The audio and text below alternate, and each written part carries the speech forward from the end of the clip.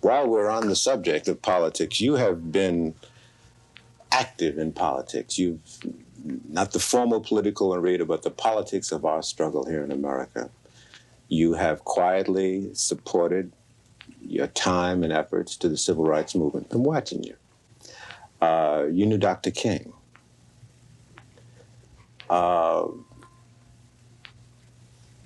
Did you feel any repercussions professionally because of your support to the civil rights movement? Did that affect you at all? No.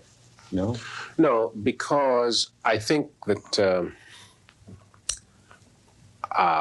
my politics has always appeared to be moderate. I am not a front runner politically. In cases where I lent my name, it would be to Martin Luther King or to Hatcher of Indiana, or to Ron Dellums, or to Yvonne Braithwaite, that kind of thing. My most radical period was way before the civil rights movement got really heated.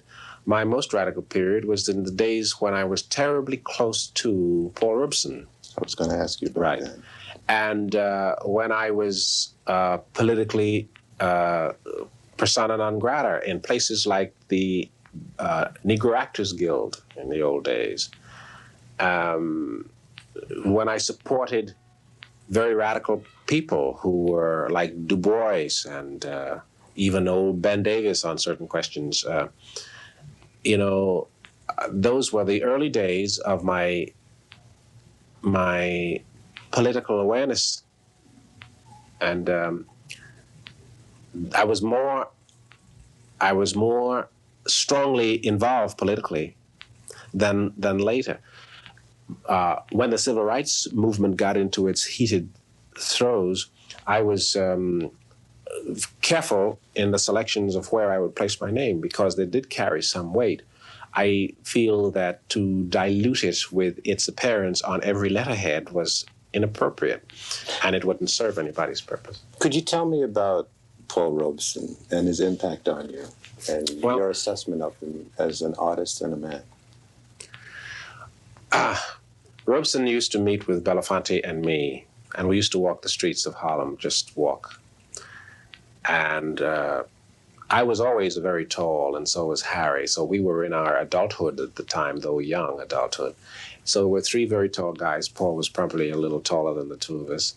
And we would talk about things, about politics, about art, about race, about Africa. And I found him to be overwhelming in his knowledge, formidable in his commitment. He had phenomenal clarity. The